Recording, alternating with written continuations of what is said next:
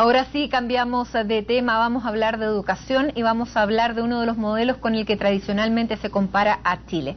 El sistema educativo de Argentina atiende a más de 11 millones de alumnos en más de 41.000 establecimientos estatales.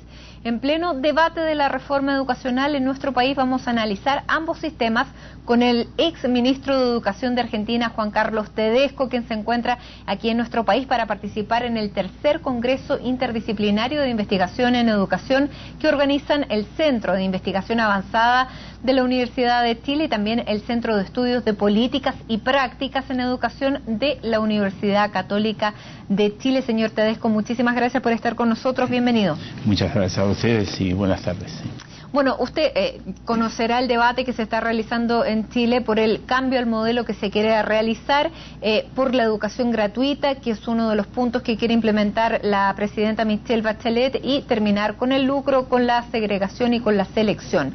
Argentina, desde hace ya un buen periodo de tiempo, tiene educación gratuita en todos sus niveles, incluyendo la universitaria, y más allá de eso, incluso la educación universitaria no tiene selección, sino que entran todos los alumnos que quieran entrar a una carrera. ¿Cómo funciona el sistema actualmente en Argentina? ¿Usted lo calificaría de exitoso y si es un modelo exportable?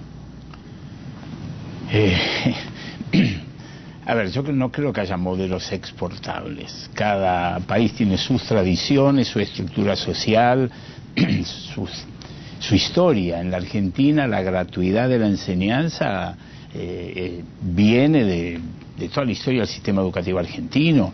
La gratuidad en la universidad es de los años 50. El principio de gratuidad de la educación en todos sus niveles está en la Constitución Nacional, es un principio constitucional, o sea que nadie discute ese tema. Ahora, todos sabemos que no es gratuita la educación. Alguien la paga a través del Estado, la está pagando el conjunto de la sociedad. Pero entendemos que es mucho más justo que se haga a través de una política impositiva el pago y no que se haga a través de los ingresos que las familias tienen, porque todos sabemos que los ingresos de las familias son muy desiguales. Y un sistema educativo adaptado a la capacidad de pago de las familias tiende a ser un sistema muy inequitativo, muy desigual. En la Argentina, esta tradición de gratuidad en estas últimas décadas se ha reforzado. La política pública en educación ha tendido a incrementar el financiamiento de la educación a través de invertir en la educación pública, yo diría en las tres grandes variables que exige la inversión: salarios docentes, infraestructura y subsidios a las familias para que puedan enviar a sus hijos en mejores condiciones, tanto en la escuela básica como en la universidad. En un país como Chile, donde ese modelo existió hasta décadas pasadas, pero que progresivamente se convirtió en un sistema mixto y ahora predominantemente, sobre todo en educación superior, es privado, cuando un país quiere volver al sistema anterior, pero todos los países tienen limitaciones, ¿usted por dónde partiría? La verdad que yo no me atrevería a opinar sobre cómo hacer, porque el tema del cómo, eso es muy contextual y yo creo que en ese sentido las autoridades del gobierno chileno tienen todos los elementos para decidir el cómo. El cómo, además, es un tema que tiene una dimensión política muy importante, no es simplemente la voluntad de alguien de querer hacerlo. No hay secuencias de validez universal, no hay secuencias que puedan valer en un lado que en otro. Seguramente que volver no sería, yo creo, el concepto apropiado. No se trata de volver a un sistema antiguo, sino a definir en este contexto actual qué significa, ¿no?, un modelo de este tipo. Hay países que tienen una educación universitaria gratuita y son socialmente muy regresivos. El caso de Brasil, por ejemplo. Brasil tiene universidades públicas gratuitas, pero con unos exámenes de ingreso a la cual solo pueden pasarlo exitosamente los que fueron a la educación primaria y secundaria privada y pagaron. Entonces los sectores medios y altos pagan la escuela primaria y secundaria y luego aprueban el examen exigente de ingreso a una universidad pública gratuita, lo cual es absolutamente regresivo como asignación del recurso. Entonces yo creo que se trata de discutir esto integralmente. A mí me parece que es fundamental en todo caso que una de las dimensiones de la acción sea fortalecer la escuela pública. Fortalecer la escuela pública con buenos edificios, buenos maestros, bien pagos, y también apostar a que el carácter público de la educación no se define solo por quien la administra, sino por los contenidos que transmite. ¿Cómo calificaría usted la calidad de la educación en Argentina? A ver, la calidad, primero, Argentina tiene un sistema educativo, no olvidemos, Argentina es un país federal. Por lo tanto, la educación primaria y secundaria está a cargo de las provincias. Hay mucha heterogeneidad. Los promedios no son un buen indicador. La Argentina tiene una educación que en promedio es mediocre. Yo le diría, tenemos una educación que no nos gusta la calidad, pero es muy desigual. Y entonces el promedio no es un buen indicador. Hay educación en lugares de muy buena calidad y otros de muy baja calidad. ¿Educación pública? Pública, sí. Sí, porque digo, cuando uno discrimina los datos de calidad por si es privada o estatal y saca la variable clase social, encuentra que son iguales. En realidad lo que hay es muy fuerte determinismo social de la calidad de la educación.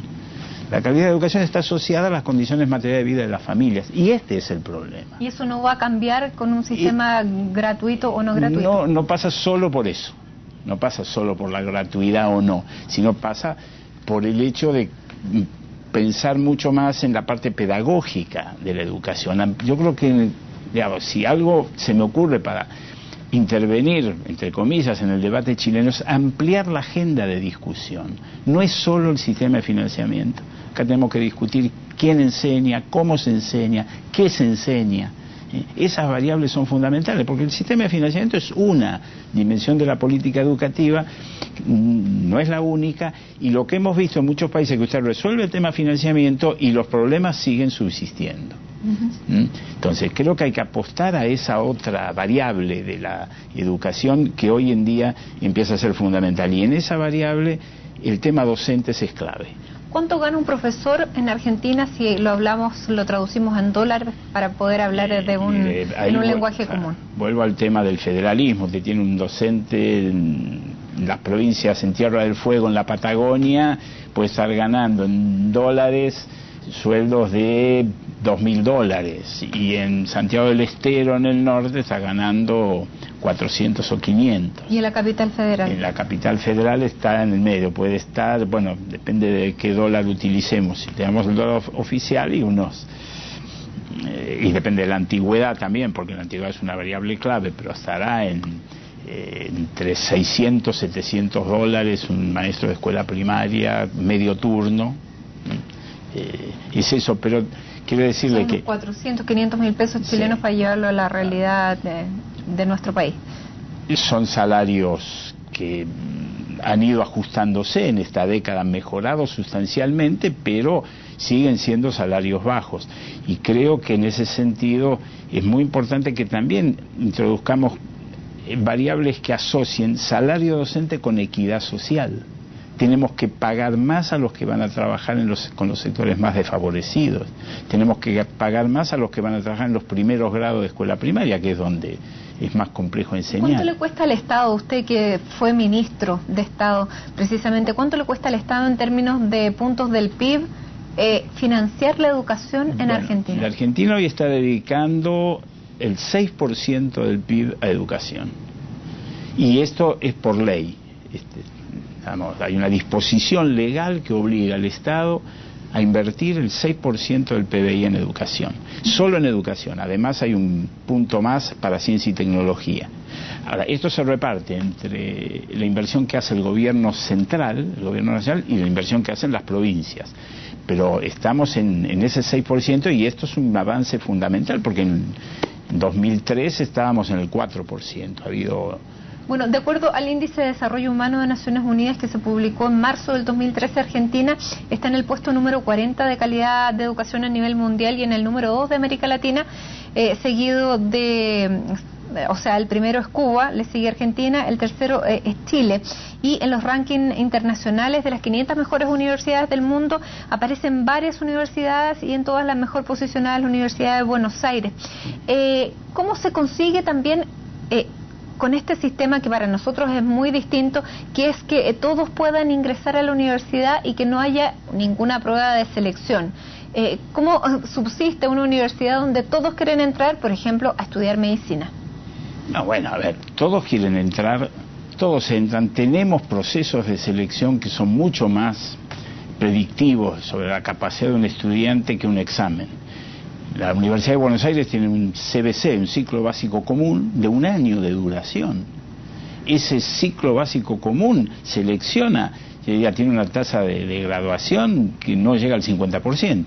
Y en el primer año de las carreras hay otro también el proceso de selección colador que termina selección. Ahora, todos pensamos que 1 año de ciclo básico común, un primer año, es mucho mejor proceso predictor de la trayectoria posterior que un examen de un solo día. De manera que no es que no hay selección. Pero es un proceso de selección distinto en el que el mismo Estado invierte, mucho más complejo, claro. Invierte 1 año de preparación y después hace la selección. ¿Y se pueden comparar universidades estatales y privadas, porque también hay universidades privadas en términos de resultados? ¿A quién le va mejor? No, a las públicas, a las privadas. A ver, la Argentina tiene una escasa cobertura de su matrícula universitaria en las privadas. La Argentina tenía una muy fuerte política activa estatal de creación de universidades públicas. En los últimos 20 años se han creado alrededor de 30 universidades públicas. Usted hoy mira todo el conurbano de la ciudad de Buenos Aires, en cada municipio del conurbano hay una universidad pública. Y esto ha hecho que hoy en día tengamos un porcentaje muy importante de estudiantes universitarios que son la primera generación de su familia que llega a la universidad. Y la discusión que estamos teniendo es qué hacer en cómo enriquecer ese proceso de selección de 1 año, de 2, de manera tal de que sea un proceso más justo, que no terminemos también seleccionando por origen social. Y ahora que Argentina atraviesa por un momento de dificultad económica, ¿es posible que esta gratuidad universal tenga recortes? Confiamos que no. Confiamos que el gobierno y los gobiernos, pues también el año que viene hay elecciones, cumplan con la ley. Lo que necesitamos es que crezca el Producto Bruto, porque el 6% del PBI está en la ley. Ahora, para que aumenten los recursos, dependen del tamaño del Producto Bruto. Entonces lo que está en juego es el crecimiento de la economía, no tanto cuánta plata se va a destinar a educación. Dependemos en ese sentido del crecimiento de la economía. Confiamos que bueno, a pesar de las dificultades, va a seguir el crecimiento, y nadie discute la necesidad de seguir invirtiendo en educación. Eso realmente es un consenso muy amplio, como tampoco nadie discute el tema de la gratuidad. No hay en la Argentina, no constituye un tema de debate. Sí lo constituye dónde está la prioridad, cómo incentivamos carreras científicas. Tenemos un serio problema de déficit de vocaciones científicas en los estudiantes secundarios. Pero eso ya es materia de otro costal. Pero claro, pero yo creo que esos son, porque discutir esos temas da más legitimidad a la discusión de financiamiento. Señor Tedesco, se nos acaba el tiempo para esta conversación, esta entrevista. Le queremos agradecer también su aporte en esta discusión que aquí en Chile ya está tomando varios meses. Tenemos una reforma en curso y es sin duda un elemento más a esta discusión. Muchísimas gracias, gracias a ustedes por estar aquí en CNN.